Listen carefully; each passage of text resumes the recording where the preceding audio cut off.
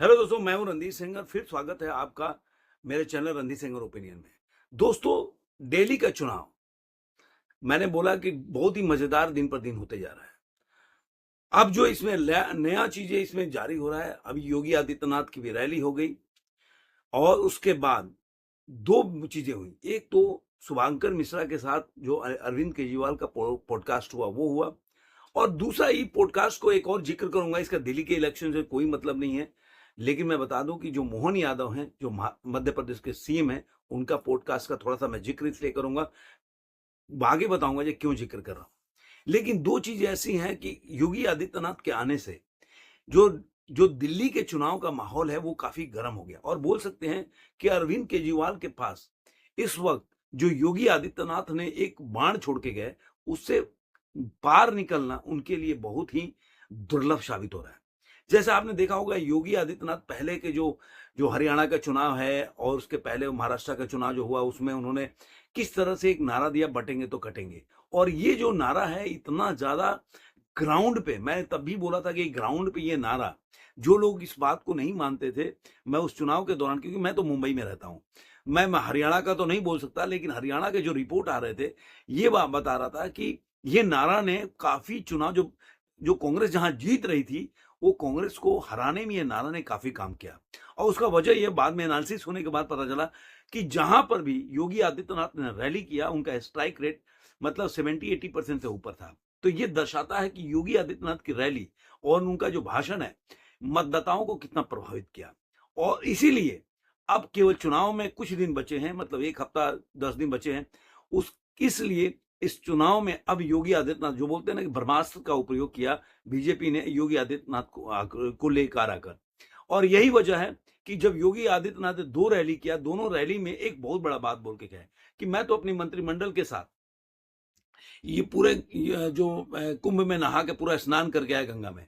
क्या जो अरविंद केजरीवाल हैं, जो आज से जब से 2014 से सत्ता में हैं, उन्होंने दो हमेशा बोला है कि यमुना को साफ करूंगा। तो क्या वो जब वादा किए तो ये भी बोले थे कि अगर मैं आपको ले चलूंगा, उसके बाद यमुना में खुद डुबकी लगाऊंगा। तो क्या योगी आदित्यनाथ जो बोले कि जिस तरह से मैंने कुंभ में डुबकी लगाया, क्या अरविंद केजरीवाल भी डुबकी लगा सकते हैं यमुना में?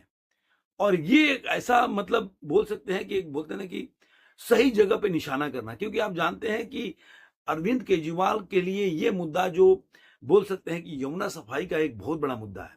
और आप जानते हैं ये भी है कि पूर्वांचली वोट जो है कई सीटों पर, मतलब एक बोल सकते हैं कि जीत दिलाने लायक है। इसीलिए आपने देखा होगा कि इस समय पूर्वांचली वोट को कैश करने के लिए हर नेता लगे पड़े हैं। और यही वजह है कि इस समय अरविंद केजरीवाल के पास इसके कार्ड का कोई इलाज नहीं है, क्योंकि अगर पूर्वांचली वोट, इसलिए कि छठ का जो तैयारी है, वो इस बार मैंने सुना कि हाई कोर्ट का शायद ऑर्डर आ गया था कि वहां पे छठ नहीं मना सकते। अब कितनी सच्चाई है तो अभी नहीं, आपको कोई बात पता हो तो जरूर बताइए कमेंट बॉक्स में। लेकिन अब ये देखने को मिल रहा है कि भाई यमुना में जो छठ के लोग मनाते थे, उत्तर भारतीय लोग इस बार नहीं मना पाए, या अगर मनाए भी होंगे तो जिस तरह से यमुना का पानी, जिस तरह से मतलब शरीर के लिए और जिस तरह से प्रदूषित है, वो अपने आप में दर्शाता है कि अरविंद केजरीवाल ने जो छठ के पावन मौके पर भी जो श्रद्धालु हैं, उनको ये मौका नहीं दिया कि इस तरह से यमुना को साफ नहीं किया कि जाके लोग अपने छठ को मना सके। तो ये एक बहुत बड़ा मुद्दा था जिसको योगी आदित्यनाथ ने उठाया। अब सवाल ये उठता है कि योगी आदित्यनाथ ने बहुत चीज बातें की। उन्होंने ये भी बोला कि आप लॉ एंड ऑर्डर जाके सिचुएशन देखो, उत्तर प्रदेश में क्या हालत है। उन्होंने बिजली के बारे में बोला कि जाके बिजली की हालत देखो उत्तर प्रदेश में क्या। अभी इंफ्रास्ट्रक्चर के बारे में भी उन्होंने काफी कुछ बताया योगी आदित्यनाथ ने अपने इस, जो बोल सकते हैं, रैली में। उन्होंने 2 ऐसे रैली किया और दोनों में उन्होंने एक एक करके सब चीज अरविंद केजरीवाल के बारे में बताया। तो अब उन्होंने डेवलपमेंट के साथ साथ योगी आदित्यनाथ ने ये बताया कि भाई, मैंने डेवलपमेंट के साथ साथ जो मतलब आस्था है, भारतीय संस्कृति है, उसको किस तरह से मैंने आगे बढ़ाया, और लोग जो श्रद्धालु हैं उनको किस तरह से, देखिए इतना बड़ा कुंभ करके मैंने दिखा दिया। तो ये 2 चीज है जिसपे वो बहुत ही, और उन्होंने एक और बात बोली कि मैं जब आ रहा था, तो जब मैं अपनी गाड़ी से आ रहा था, तो इसलिए मुझे 1 घंटा लेट हो गया, क्योंकि मुझे समझ में नहीं आ रहा था कि गड्ढे में सड़क है या सड़क में गड्ढा है। तो मतलब उन्होंने सड़कों पे कोई काम नहीं किया, इंफ्रास्ट्रक्चर कोई डेवलप नहीं की। ये 10 साल में केवल बहाना बनाते रहे कि मुझे 5 साल और मिल जाए। तो कभी बोलते थे कि भाई जो दिल्ली की गवर्नमेंट है, वो सेंट्रल गवर्नमेंट हमें काम करने का मौका नहीं दे, तो फिर मान लीजिए सेंट्रल गवर्नमेंट तो यही रहने वाली है। ऐसा तो नहीं कि मान लीजिए सपोज कीजिए केजरीवाल फिर जीत गए, तो केजरीवाल के पास तो फिर वही बहाना रहेगा कि भाई सेंट्रल गवर्नमेंट हमें काम नहीं करने दे रही। तो आखिर ये 5 साल कितनी बार मिलेगा जब तक सेंटर में बीजेपी की गवर्नमेंट रहेगी या किसी भी गवर्नमेंट आ जाए। आम आदमी की पार्टी की जब तक गवर्नमेंट नहीं आएगी तब तक तो उनके पास बहाना ही रहेगा कि भाई सेंटर से हमें सपोर्ट नहीं कर रहा, चाहे कांग्रेस की गवर्नमेंट हो चाहे बीजेपी की गवर्नमेंट हो। तो ये बहाना करने वाले तो हमेशा बहाना में, तो आखिर आखिर वो काम करेंगे कब? तो दिल्ली की जनता रोड से जो आप देख रहे हैं, और जो शहजाद पूनावाला भी गली गली घूम रहे हैं, स्वाति मालीवाल भी गली गली घूम रही हैं, और जो सोशल मीडिया पर वो वीडियो डाल रहे हैं कि किस तरह से कचरा फैला हुआ है, किस तरह से सड़कें नहीं टूटी, पूरी सड़कें ही सड़कें टूटी है, पूरे मोहल्ले में कहीं पानी पानी है, बारिश का मौसम नहीं है, पूरी जगह पानी पानी है, नाला का पानी सड़कों पर बह रहा है। तो इस तरह के चीजें आ रही है। अब सवाल उठता है कि मैंने दो जिक्र किया, एक तो शुभांकर मिश्रा का जो पॉडकास्ट था उसमें आए थे, और उसी के साथ मोहन यादव का। देखिए शुभांकर मिश्रा ने बहुत अच्छा क्वेश्चन किए, और 2-3 क्रॉस क्वेश्चन किए जिसमें कि अरविंद केजरीवाल उसके पास कोई जवाब नहीं था। पहले जो यमुना की सफाई में 700 करोड़ रुपए का उन्होंने जिक्र किया, उस समय उन्होंने पहले तो डिनाई कर दिया कि आपको कैसे पता कि 700 करोड़ रुपया दिया है, 700 करोड़ हमें तो नहीं पता, आपको कैसे पता है। मतलब उस बात साफ डिनाई कर दे कि हमें 700 करोड़ रुपए सेंट्रल गवर्नमेंट से एलोकेट ही नहीं किया गया इसकी सफाई करने के लिए। बाद में वो बताने भी लगे कि हमने क्या क्या काम किया, उसमें पैसे भी खर्च हो गए, तो यहाँ पैसे गए। तो दोनों एक ही, मतलब उसी में आप देखिए 1-2 मिनट में आप जाकर गौर से सुनिएगा। बहुत लोगों ने इस बारे में जिक्र नहीं किया, मैं बता देता हूं कि मतलब 1 मिनट के अंदर ही वो इस बात को पहले डिनाई करते हैं कि हमें 700 करोड़ नहीं मिला। वो मतलब बोलते हैं ना कि शूट द मैसेंजर। वो शुभांकर मिश्रा से सवाल भी करते क्रॉस क्वेश्चन, और बाद में दूसरे ही सेंटेंस शुरू हो जाते हैं कि उन्होंने दिल्ली में जो काम किया उसमें वो पैसे खर्च हो गए।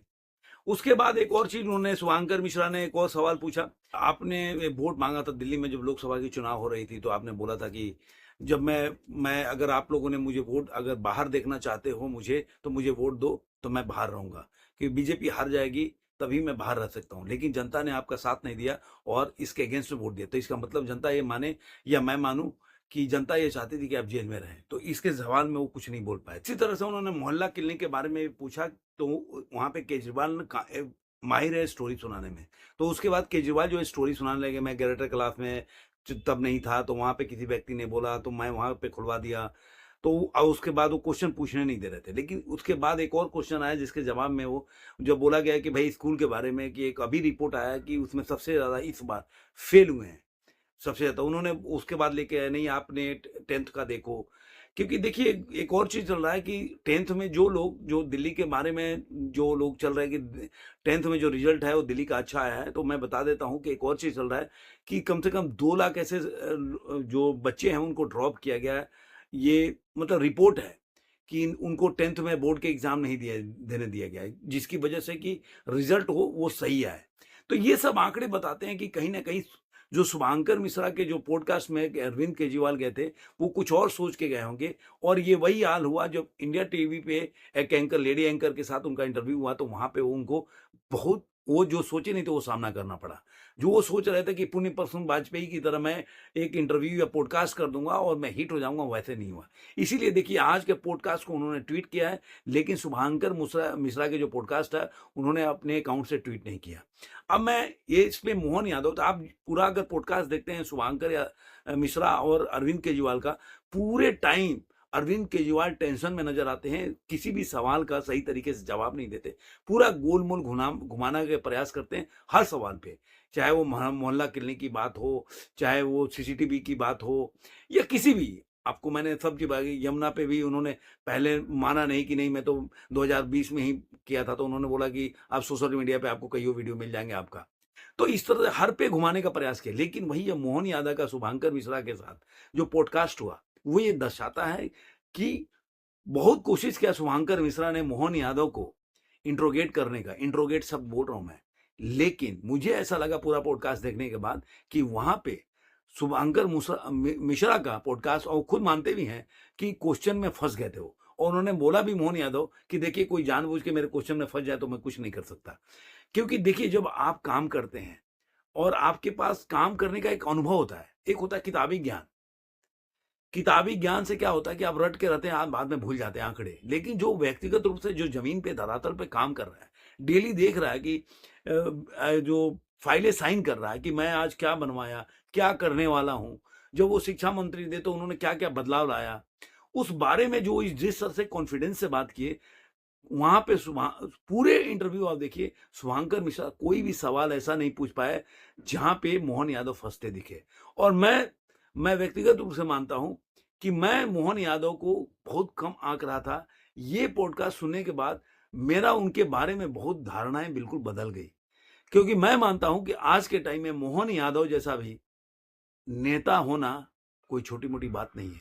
जिस आदमी को हर चीज में उन्होंने बताया कि शंकराचार्य के जो पुरानी अपनी गुरुकुल परंपरा थी पढ़ाने की पद्धति, वो कितनी सही थी, साइंटिफिक थी, और उन्होंने साबित किया उसी पॉडकास्ट में। आप सोचिए कि बंदे ने कितना मेहनत किया होगा, कितना जब एजुकेशन मिनिस्टर होगा तो कितना काम किया होगा। इसलिए बंदे को उस चीज को प्रूफ करने के लिए कोई किताब पढ़ने की जरूरत नहीं पड़ी। क्या क्या उसमें लूप होल्स है, आज के शिक्षा प्रणाली मैकाले ने जो बनाया उसके बारे में क्या लूप होल्स है, और आगे क्या हो सकता है। ये 33% का पासिंग मार्क का पूरा आइडिया क्या है, पूरा उसका बैकड्रॉप क्या है, ये सब उन्होंने बताया। तो ये दर्शाता है कि बंदा जो काम करता है और व्यक्तिगत रूप से जमीन पर उतर के, तो उसको अपना नॉलेज होता है। और यही अरविंद केजरीवाल के ज्ञान जो है ना, चाहे आईआईटी कर ले कोई भी, अगर आपको अपनी जो बोलते ग्राउंड लेवल पर काम नहीं किया हो, ज्ञान ना होगा, तो आप इसी तरह फंसते रहोगे। आप किसी भी सवाल का जवाब नहीं दोगे, बाद में बोलोगे ये तो बीजेपी का एजेंट था, तो इसका एजेंट था। अरे सवाल आप देखो, जिस तरह से आपसे पूछा गया सेम वैसे ही सवाल पूछने का प्रयास किया शुभांकर मिश्रा ने मोहन यादव से, लेकिन वहां पे मोहन यादव बोल सकते हैं बैटिंग के लाइन में कि छक्के चौके उड़ा दिए एकदम। मतलब एक भी ऐसा बॉल नहीं हुआ जो बाउंसर जो डाले या कोई भी बॉल डाले वो बाउंड्री के बाहर ना गया हो। ये दर्शाता है कि आदमी की अपनी पहचान क्या है, अपना काम क्या है, ये दर्शाता है। तो आपको ये वीडियो कैसा लगा जरूर कमेंट बॉक्स में बताइएगा। फिर मिलेंगे ऐसे किसी वीडियो में। आज के अंक में इतना ही।